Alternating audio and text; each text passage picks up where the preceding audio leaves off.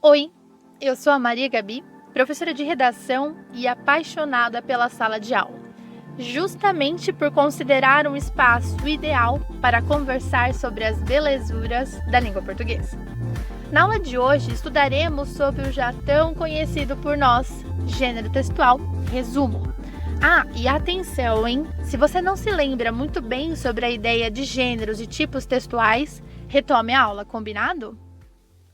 Bem, a primeira pergunta que poderíamos nos fazer é: por que resumir? Bom, há muitas possíveis respostas. Vou citar apenas 3. A primeira, então, seria para facilitar o estudo e o entendimento da matéria. Que atire a primeira pedra quem nunca fez aquele resumão antes da prova. O segundo motivo seria para apresentar e aprender mais sobre o assunto. Por exemplo, muitas vezes a melhor forma de se entender um conteúdo, um assunto, é fazendo um resumo dele. E mais, nós só conseguimos apresentar algo se entendemos bem a ideia. Por isso, então, o terceiro motivo, facilitar a compreensão, tanto a nossa quanto a do outro. Opa, como assim? Como assim facilitar a compreensão do outro? Imagine a seguinte situação. Você, pequeno broto de feijão, está animadíssimo para contar uma história super, mega, hiper empolgante para alguém. Há 2 possibilidades. Você começa a contar sem ao menos explicar para a pessoa do que se trata o assunto. Muito provavelmente, ela irá olhar com essa cara para você. Pois é. Você precisa, portanto, apresentar o assunto de maneira resumida. A outra possibilidade, pequeno broto, é contar sua super, mega, hiper história com todos os detalhes, sem abreviar nenhum pedacinho. Sabe aquele áudio de 40 minutos no WhatsApp? Então, é tipo isso. O máximo que a pessoa pode fazer é senta lá, Cláudia. Bem, independente de qual for a hipótese, você fracassou miseravelmente em sua missão de transmitir sua mensagem, já que você não se comunicou com eficiência. Lembre-se de que somos todos produtores de sentido. A segunda pergunta, portanto, é: ok, entendi que preciso resumir, mas o que se resume? Pequeno gafanhoto, você resume textos. E atenção, hein? Precisamos ampliar nossa noção de texto. Há textos escritos, falados e visuais. Texto é produção que gera sentido. Bom, se é assim, a pergunta que não quer calar é: como fazer o resumo? Para isso, vamos pensar em etapas, em 3 especificamente. A primeira etapa consiste em compreender o texto. Se o seu texto base, ou seja, aquele que será resumido, for escrito, você deve fazer uma leitura atenta de cada uma das partes do texto. Grife, destaque o essencial, faça anotações, compreenda a ideia. Deixe o texto marcado.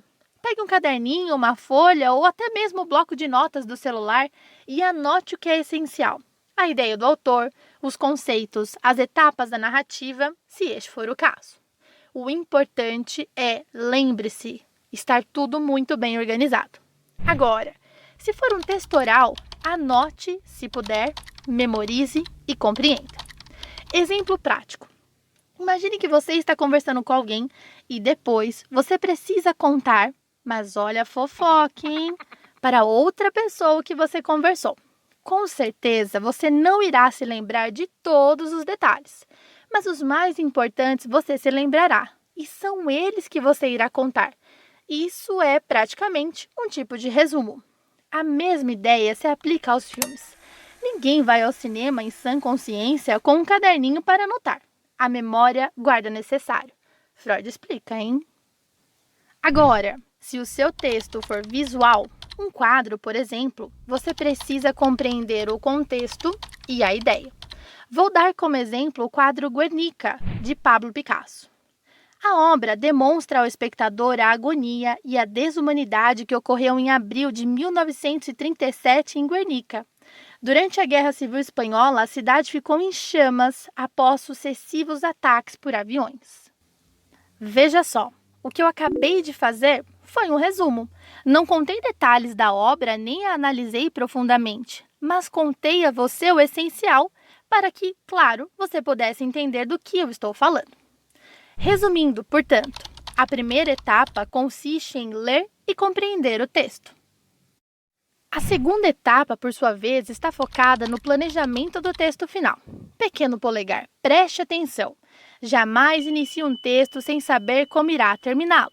De novo, jamais inicie um texto sem saber como irá terminá-lo.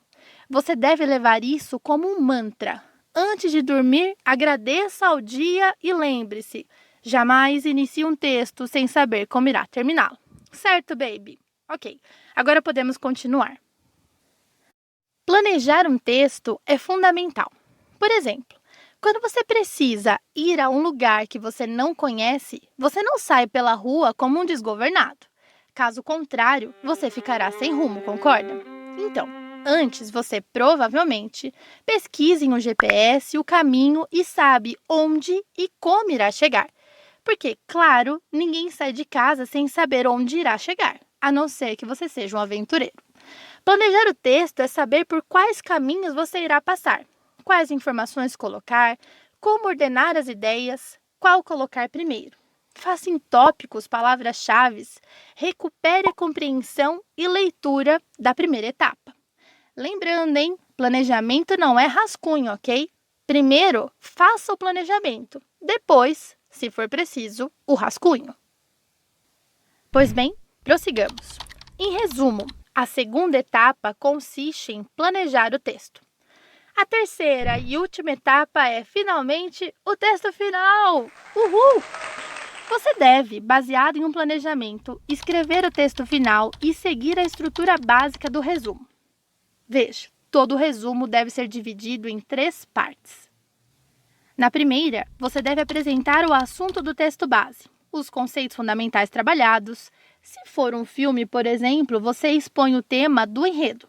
Se for uma conversa, o tópico central discutido, conversado. Na segunda parte, por sua vez, você apresenta os detalhes significativos do texto base, aquilo que é importante que o outro saiba. Na terceira, por fim, você conclui as ideias expostas no texto base também. Ah, Gabi, devo contar o final? Então, depende. Depende da situação. Se for um resumo de uma matéria da escola, sem dúvida, deve contar. Por exemplo, imagine que você esteja resumindo o período colonial brasileiro, na disciplina de História, certo? Bom, você não deve fazer aquele clima de suspense. Vou deixar meu interlocutor curioso para saber se a República foi ou não proclamada. Nossa, para, se for assim, deu muito errado. Uma porque esse tipo de resumo é justamente para facilitar. Agora, se for um filme, é importante você observar o contexto. Por exemplo, se você estiver conversando com alguém que ainda não viu o filme, melhor não contar. Mas se for contar, avise que terá spoiler. De qualquer forma, analise sempre as instruções e a situação. Combinado? Atenção! Detalhes finais. Pequeno peixe dourado. Seu resumo deve ser menor do que o texto base. Claro, ele deve ser curto. O parágrafo sempre deve ter de 4 a 6 linhas. Isso vale para os textos em geral. Mas, claro, varia de gênero a gênero. A não ser que você seja um futuro José Saramago, especialista em construir parágrafos gigantes. Por enquanto, fiquemos com essa estrutura de parágrafo padrão, de 4 a 6 linhas. Combinado? Sempre, sempre e em qualquer circunstância, revise seu texto. Revise a ortografia, revise a acentuação, revise pontuação, revise palavras repetidas, revise se o texto está bem conectado, revise se o texto está coerente. Revise sempre. E o último e não menos importante, seu resumo jamais, em hipótese alguma, nunca, nunquinha, deve apresentar sua opinião. Ah, mas Gabi, eu quero dizer que eu achei ótimo o filme. Perfeito, que bom, mas não fale. Ah, mas Gabi, eu quero muito dizer isso. É importante para mim. Então, pequeno broto de feijão, você deverá escrever uma resenha, não um resumo, certo? Bom, falamos aqui do resumo escrito em prosa, ou seja, em parágrafos. Mas lembre-se de que ele pode ser escrito, sim, em forma de tópicos e, claro, o queridinho de todo estudante, o famigerado mapa mental. Independente de qual for sua escolha, as etapas se aplicam aqui, sempre, ok? Não é fácil, mas também não é impossível. Não precisa perder a cabeça. A prática, meus amores, leva ao hábito. Bons estudos! Beijo! Tchau!